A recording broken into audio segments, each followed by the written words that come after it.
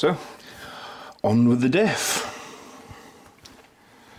Now, after all the complaining I did about the 30k weight oil in the Associated, ended up pretty good, to be fair. This one now is 4k. So, I know, I could spend a bit of time whinging about, I think that's too light. But, you know, maybe I've just got to admit that the manufacturers know a bit better than me about what is required on this. So we'll give it a crack, see what happens.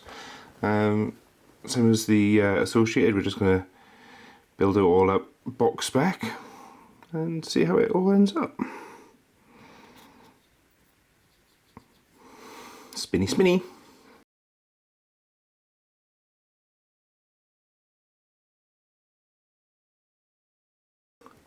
Also spinny spinny.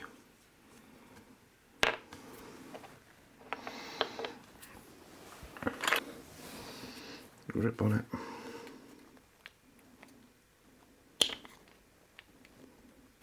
There we go, look. So that's in. And you are not so fiddly. I'm sure I'll make a balls up of it though.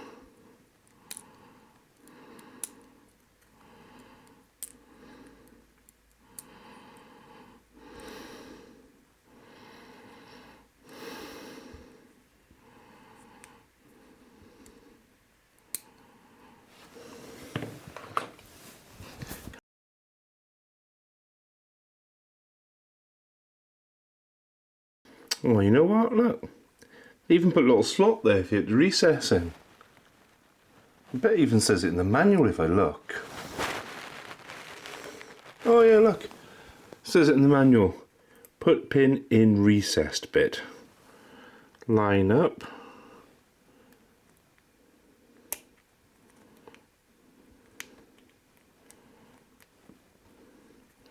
Jiggle a bit, and it's in.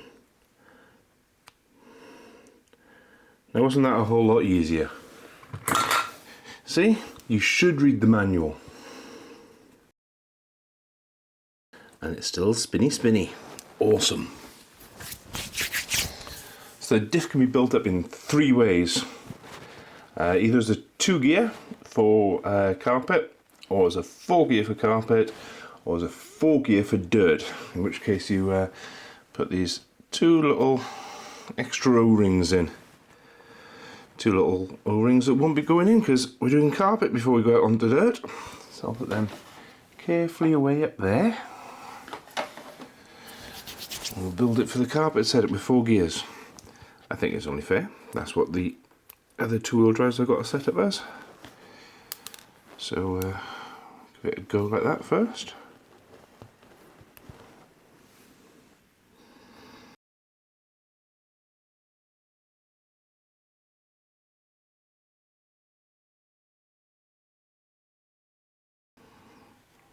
There you go, one fully populated spider gear, planet gear, thingy-majiggy. Drop that in there, hopefully it'll all line up.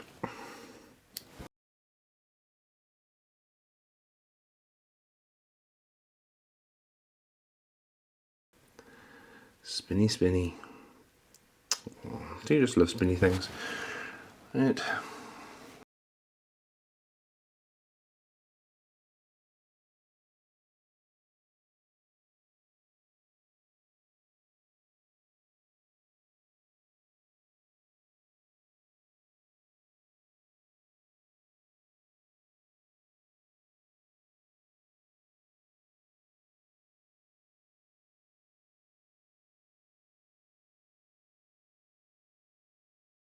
Anyway.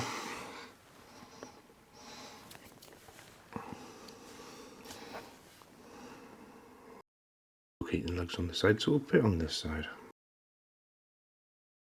Seen a few different tips about diffs lately. Seems like with the Associated, a lot of people put Associated green stuff on them to try and keep them sealed. Some people prep them a bit with diff lube. Me, I'm not doing anything with this one. I'm doing anything with my PR racing ones, and well, actually the four-wheel drive's leaked once, but I think that's because some idiot, not me, honest, didn't do the diff up tight. And things are going to leak if you don't do the diff up tight, aren't they?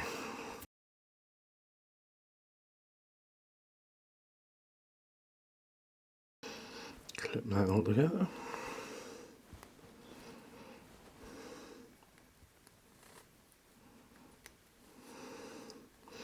Now, some of the things I've heard is that tolerances are very tight on the diff and the gearbox in this. They take a bit of breaking in.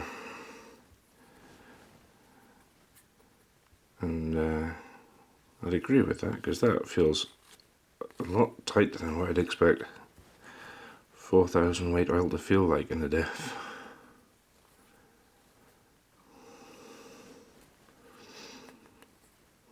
But let's get it done up.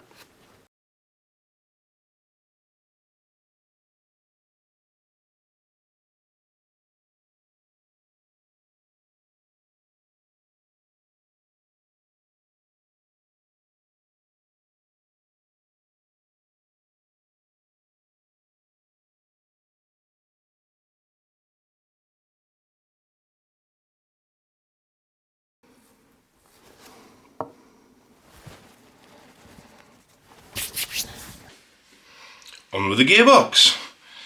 So I've already put the intermediate gear in and the bearings. Put the lathe shaft in. Check the bearings on and slide it in. From a couple of videos I've been watching and a bit of gossip around the place, I've heard that this gearbox does take a little bit of bedding in. It's not going to be smooth like the B7 or the V4 straight out of the box. So we might have a bit of a notch in this. See how it goes. Must also apply grease.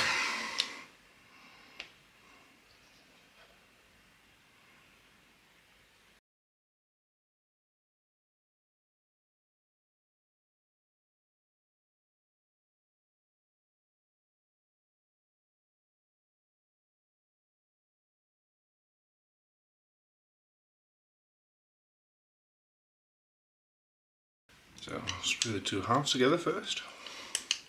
There's less screws holding these two halves together than in some of the other kits. Like at this point, only two go in.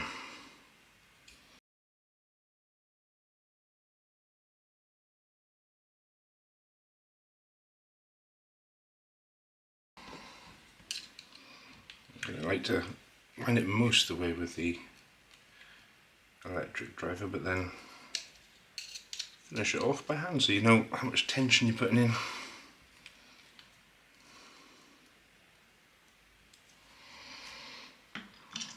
That's pretty even, but it is tight.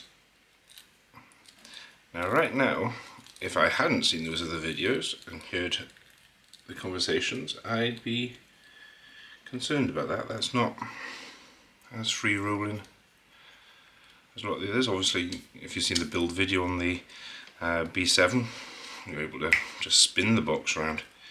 It does take a bit of work. I've had about 20 minutes runtime to get it bedded in properly. So, let's see how that goes. Of course, cynical people, I'll mention no names, say, well, they just didn't make it properly. Other people say that it's because they wanted as minimal backlash as possible in the gearbox to make sure that everything was smooth when it was on track. I suppose you could look at it either way.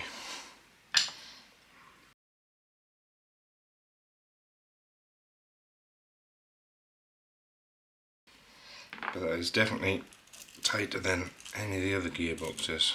It's not binding, but you can definitely feel the mesh on the gears in it. So that's that bit. The rear hanger. In the name of preparation, I've already fitted the ball joints. That drops on there. And this held in place. These two little cap head screws.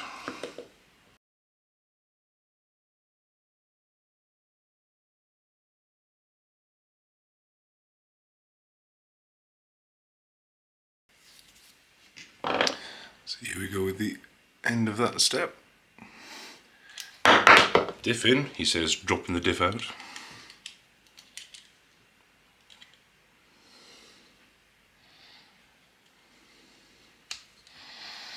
Diff in.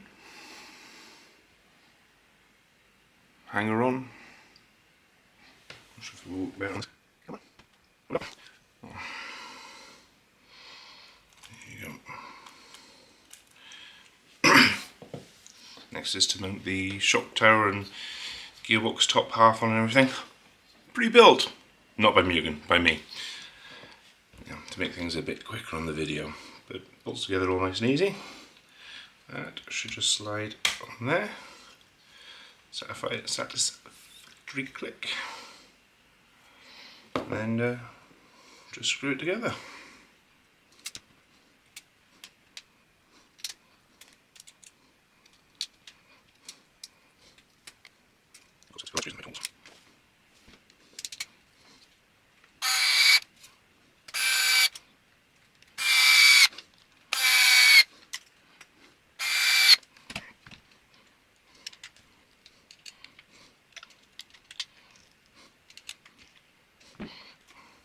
So yeah, that is a lot tighter than V7 and the V4's gearboxes.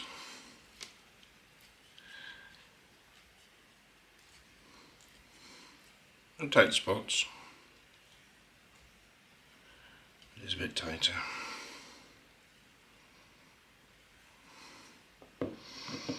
Next is the motor mount.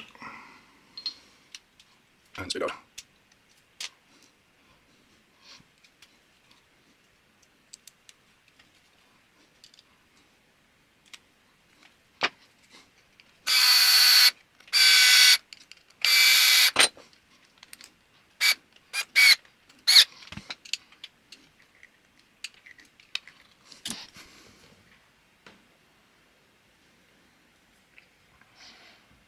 Check that everything's seated nice.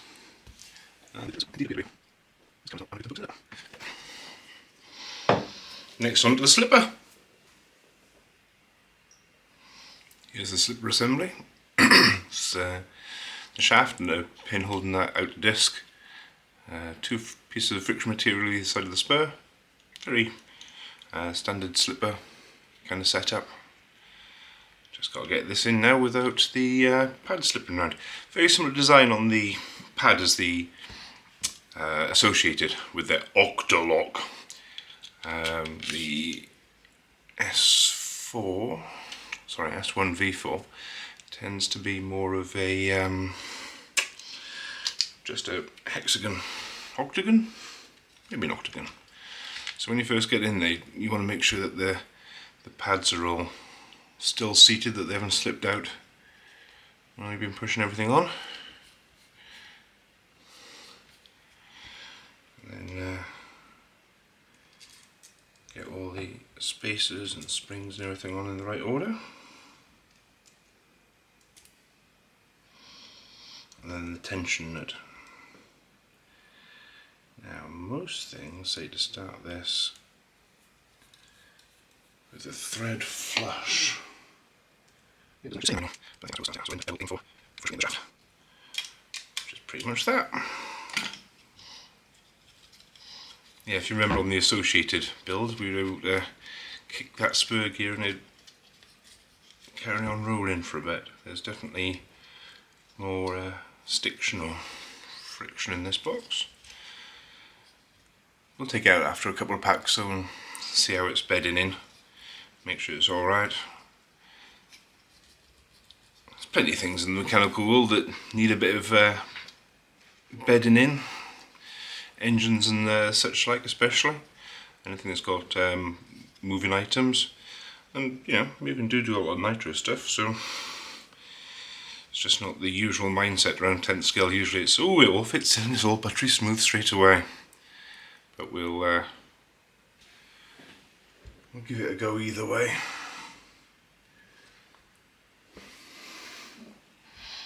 Not sure if both these cameras are actually working, by the way.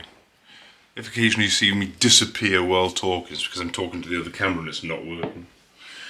Right, next, rear arms. Whoop!